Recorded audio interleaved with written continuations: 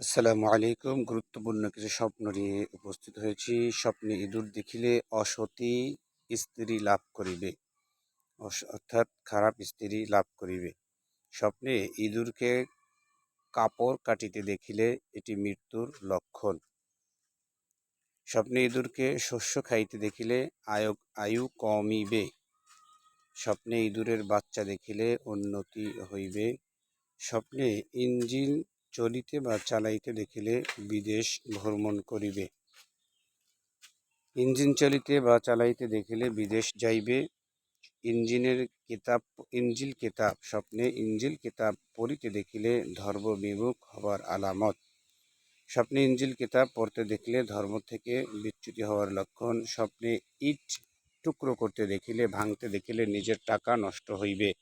স্বপ্নে ইট দেখিলে টাকা পয়সা হাতে আসিবে।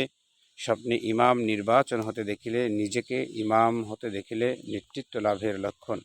স্বপ্নে ইমাম নির্বাচন হতে নিজেকে দেখিলে এটা নেতৃত্ব দেওয়ার লক্ষণ।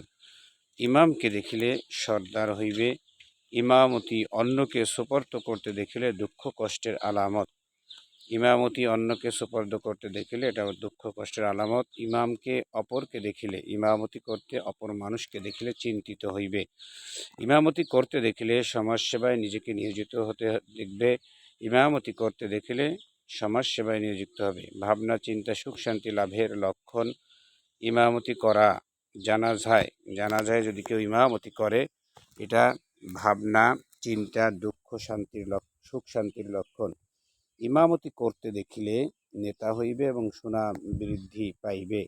স্বপ্নে ইমামের সঙ্গে নামাজ পড়তে দেখিলে দিন দুনিয়ার উন্নতি হইবে।